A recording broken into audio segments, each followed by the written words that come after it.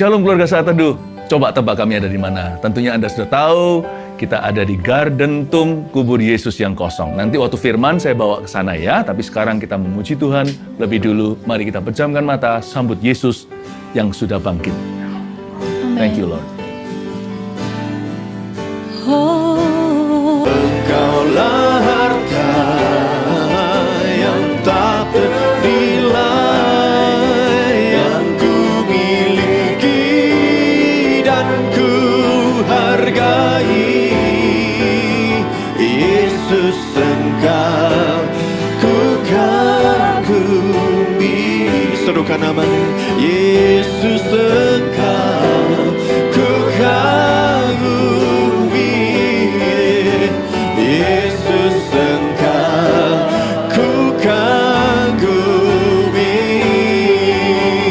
Mari Maria, Maria, Allah yang setia pada umatnya. Kau berkorban bagi kami, Tuhan ganti kami. Maria dalam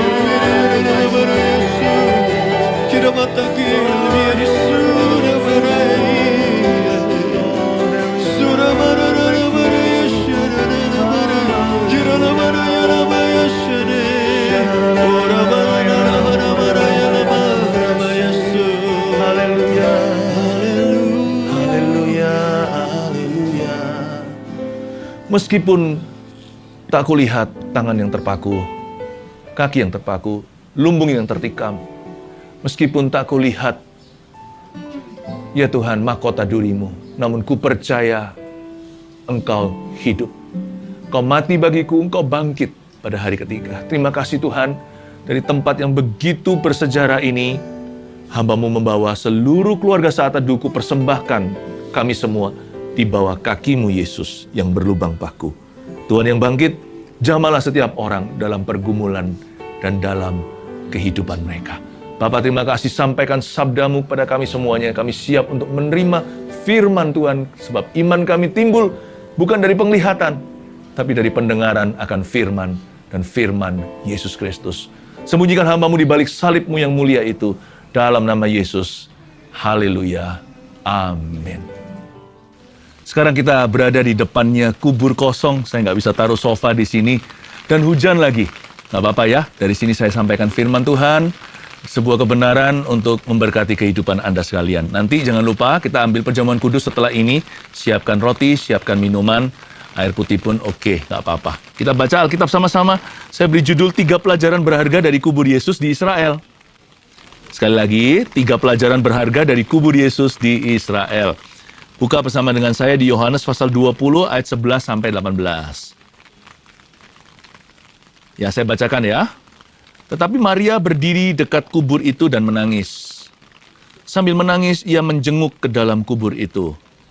Ini Maria Magdalena. Dia berdiri di dekat kubur itu, seperti sekarang saya di dekat kubur yang kosong. Tapi Maria menangis, karena Maria mengira Yesus mati selamanya. Tapi kita di sini sekarang tersenyum, karena hati kita bersuka cita tahu Yesus sudah bangkit. 2000 tahun lalu sesuatu yang ajaib terjadi di Israel. Terjadi di Yerusalem. Yesus bangkit. Sambil menangis, ia menjenguk ke dalam kubur itu. Kalau pikiran kita negatif, hati sedih. Kalau kita tidak percaya, kita akan menangis. Tapi tangisan air mata kita bukan tangisan iman. Bukan seperti firman di kitab Mazmur yang menabur dengan mencucurkan air mata. Air mata kita bukan taburan, tapi depresi. Maria salah paham. Maria belum percaya perkataan Yesus itu sungguhan. Yesus kan sudah berkali-kali memberitahu murid-muridnya, ternyata tidak terjadi rumor yang indah. Mereka tidak mengerti, lalu mereka tidak merenungkan, tidak menghayati perkataan Tuhan. Padahal kalau mereka mau dengar-dengaran, pasti mereka menyadari, Yesus ini serius. Dia berkata, 3 hari aku akan bangkit. Harusnya Maria tidak perlu menangis. Ada hal-hal tertentu di hidup ini jangan ditangisi. Tinggal percaya saja. Maria menangis percuma, tetapi Tuhan tidak pernah menganggap hina. Karena Tuhan itu selalu meluruskan. Dia itu selalu membantu orang yang mencari Dia. Ayat 12, dan tampaklah olehnya 2 orang malaikat berpakaian putih. Yang seorang duduk di sebelah kepala, dan yang lain di sebelah kaki, di tempat mayat Yesus terbaring. Jadi di dalam kubur yang kosong tersebut, duduk di ujung satu, malaikat, ujung satunya lagi, malaikat yang lainnya. Ada 2 orang, tanda kutip tentunya, itu adalah malaikat Tuhan. Mereka berpakaian putih. Saya jadi ingat, pada waktu manusia jatuh dalam dosa, Adam dan Hawa, ada 2 malaikat menjaga dan melarang mereka masuk ke Taman Eden lagi. Malaikat yang sama mungkin, yang Tuhan utus. Nggak tahu, saya hanyalah asumsi. Tapi Tuhan itu ingin supaya malaikat yang melihat penolakan Tuhan atas umat manusia karena dosa, sekarang melihat kembali manusia diterima oleh Sang Maha Kuasa karena pengorbanan Yesus. Yesus sudah bangkit, maut sudah dikalahkan, tidak perlu lagi kita berpisah dengan Tuhan. Asal hati kita percaya saja, kita diselamatkan. 2 orang malaikat itu juga ada cerita di Kisah Para Rasul, waktu gereja mula-mula, sewaktu mereka itu melihat Yesus naik ke sorga, mata mereka melihat menengadah, tiba-tiba di samping orang-orang Galilea, ditepuklah pundak mereka oleh 2 orang berpakaian putih. Sama 2 malaikat. Malaikat yang sama atau tidak saya nggak tahu. Tapi dari sini saya seperti dapat sebuah reminder kalau Tuhan itu selalu menolong dan membantu orang-orang yang mencari Dia. Ada servis atau ada pelayanan malaikat bagi setiap putra-putri Tuhan yang sedang berjalan dalam rencananya. Selalu ada malaikat bahkan yang khusus diutus bagi mereka yang kecele di dalam rencana Tuhan. Kita nggak perlu super smart, nggak perlu tahu segala sesuatu, nggak perlu benar melulu. Asal hati kita tulus cari Yesus, sekalipun kalau kita itu tersesat kadang-kadang, kita itu kecele, itulah ya, nggak tahu bahasa yang lebih bagus apa ya. Kalau kita kecele dalam hadirat Allah, kita hilang seperti anak kecil yang terpisah dari papa mamanya, lalu menangis sedih, aku tersesat nih.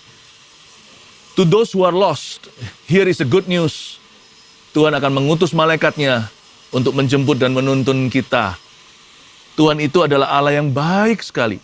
Dia itu Bapa yang tidak izinkan anaknya forever tersesat. Tuhan pasti akan menuntun kita. Bukankah Mazmur 23 berkata, Dia adalah gembala yang menuntun kita di jalan yang benar. Dan Tuhan selalu menuntun kita dengan tongkat dan gada. Oh haleluya. Ini kayaknya udah nggak hujan, saya taruh payung saya, boleh ya? Lanjutkan.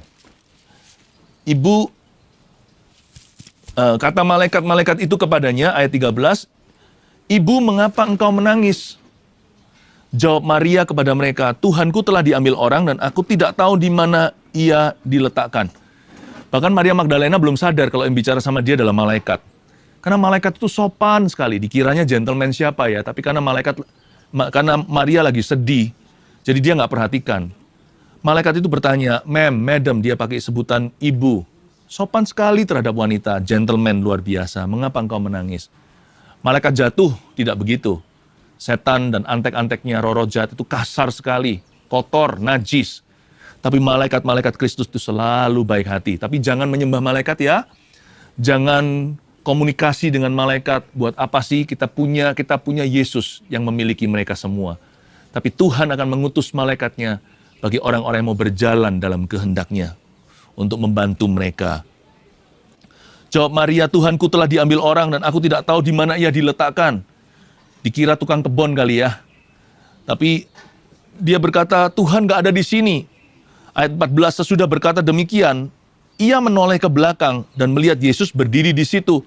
Tapi ia tidak tahu bahwa itu adalah Yesus. Mungkin malaikatnya lagi berhadapan. Bayangkan ya, tiba-tiba malaikat yang sedang berhadapan dengan kita, pandangan matanya menuju ke belakang punggung kita. Pasti kita juga ikut menoleh dong. Saya yakin ya, kalau kita bicara sama orang, lalu orangnya itu melihat ke satu arah, kita matanya akan juga kita juga akan pasti terdorong melihat ke arah itu. Jadi Maria lagi bicara begini seperti saya melihat Anda. Lalu Anda melihat di belakang saya, ada apa sih? Oh, kubur yang kosong. Kalau Maria hari itu dia menoleh dan melihat Yesus, tapi dia tidak mengenalinya. Mungkin Yesus berubah rupa, atau mungkin Yesus rupanya sama. Tapi orang itu kalau hatinya masih sedih, jikalau hatinya belum percaya, sepertinya di matanya ada selaput tertentu. Kayak ditutup begitu. Harusnya kita melihat yang Yesus lihat. Harusnya kita melihat yang Bapa ingin kita untuk melihatnya. Tapi kita nggak dapat. Itu yang terjadi dengan Maria. Yesus ada di sana, dia nggak tahu. Ayat 15, kata Yesus kepadanya, Ibu, mengapa engkau menangis? Siapakah yang kau cari? Maria menyangka orang itu adalah penunggu taman. Lalu berkata kepadanya, Tuan, jikalau Tuanku yang mengambil dia, katakanlah kepadaku di mana Tuhan meletakkan dia, supaya aku dapat mengambilnya. Sekali lagi saya terharu melihat bukan hanya malaikat. Yesus yang punya malaikat itu tidak kalah sopannya. Dia berkata, Ibu, ma'am, madam, mengapa engkau menangis? Lady, why are you crying? Kenapa kamu mencucurkan air mata? Siapa yang kau cari? Maria menyangka orang itu adalah penunggu taman. Padahal Yesus jelas-jelas nggak mungkin tampangnya tukang kebon, ya kan? Tuhan pasti rapi, berjubah putih, tapi tetap nggak bisa lihat tuh. Orang kalau nggak bisa percaya ya, hatinya kalau belum percaya, itu matanya itu buta. Ada mata rohnya itu nggak kelihatan. Lihat terang pun nggak ngerti itu Tuhan. Lihat kebenaran pun belum tahu bahwa apa yang Tuhan firmankan itu benar. Ayat 16, kata Yesus kepadanya, Maria. Wah, Maria langsung berpaling dan berkata kepadanya dalam bahasa Ibrani, Rabuni, artinya guru. Ayat 16 di sini mengajari kepada kita bahwa Yesus nggak perlu berkhotbah panjang lebar. Yesus hanya perlu sebut satu nama, Maria. Langsung dicelikkan matanya. Dan dia membalas dengan perkataan berikut ini. Dari sebuah kalimat yang penuh dengan respek kepada Tuhan. Rabuni, artinya guruku, Tuhanku, juru selamatku. Kata Yesus kepadanya, janganlah engkau memegang aku, sebab aku belum pergi kepada Bapa. Tetapi pergilah kepada saudara-saudaraku dan katakanlah kepada mereka, bahwa sekarang aku akan pergi kepada Bapakku dan Bapamu, kepada Allahku dan Allahmu. Maria Magdalena pergi dan berkata kepada murid-muridnya, aku telah melihat Tuhan. I saw the Lord. Ya, I saw Jesus. Aku sudah lihat Tuhan. Dan juga bahwa dia yang mengatakan hal-hal itu kepadanya. Harusnya sebaliknya. Rasul-rasul itu kan udah rasul dulu. Mereka kan rasulnya. Seharusnya murid-murid Yesuslah yang meyakinkan Maria. Tuhan akan bangkit kok, kamu nggak usah sedih, nggak usah nangis melihat kuburan. Kalau memang nangis, tangisi untuk perkara-perkara yang memang perlu kita cucurkan air mata. Menangislah dengan orang yang menangis. Ya, kalau ada orang sedih, kita jangan ketawa, kita harus sensitif dan peka. Kita juga bisa menabur air mata untuk kebangunan rohani bagi jiwa-jiwa. Tapi menangis untuk sesuatu yang Tuhan sendiri sudah janji kita akan berkemenangan. Tuhan janji ada kuasa kebangkitan. Kenapa kita nangis demi kematian? Nggak perlu. Dan jikalau kita memang perlu menangis untuk sesuatu, janganlah tanpa pengharapan. Hari ini kita diajari, ada 3 pelajaran berharga dari kubur Yesus di Israel. Dari pengalaman Maria Magdalena, nomor 1, tuliskan ini. Ketika hati belum percaya, akan ada selaput rohani yang menutupi mata kita. Hati-hati ya, dengan the spirit of disbelief. Dengan roh ketidakpercayaan. Karena waktu hati kita nggak percaya, efeknya langsung ke mata. Kita nggak bisa melihat Tuhan dalam hidup kita. Yang kita lihat hanyalah setan, persoalan atau permasalahan. Kita nggak bisa lihat the cross atau salib Yesus yang juga seperti tanda plus. Kita nggak bisa lihat nilai plus dalam segala keadaan. Yang kita lihat selalu negatifnya atau minus, kurang-kurangan. Mata itu langsung kena dengan hati. Jikalau telinga, hidung, tenggorokan itu menjadi satu grup, dokter THT itu kan selalu berurusan dengan seluruh itu yang di wajah kita. Tapi kalau hati itu langsung ke mata secara rohani. Maka itu kalau hati kita nggak mau percaya sama Tuhan, kita nggak akan melihat apa-apa. Dan kalau hati kita nggak mau percayakan firman, kita juga tidak akan mengalami rencana Bapa. Ketika hati belum percaya, akan ada selaput rohani yang menutupi mata kita. Ya, open the eyes of my heart, Lord. Selalu doa begitu. Open the ears, my ears, Lord. Buka mataku Tuhan, aku ingin melihat perbuatan-Mu dalam hidupku. Aku ingin melihat pekerjaan-Mu yang ajaib ya Tuhan.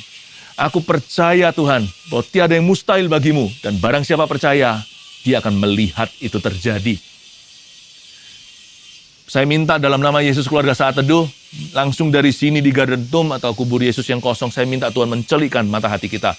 Tugas Anda hanyalah belajar beriman. Belajar berkata, be it unto me according to your word, I trust in you. Jadilah padaku sesuai dengan kehendak-Mu, aku percaya kepadamu. Hal kedua yang kita pelajari dari pengalaman Maria Magdalena ketemu Yesus di kubur Yesus yang kosong itu adalah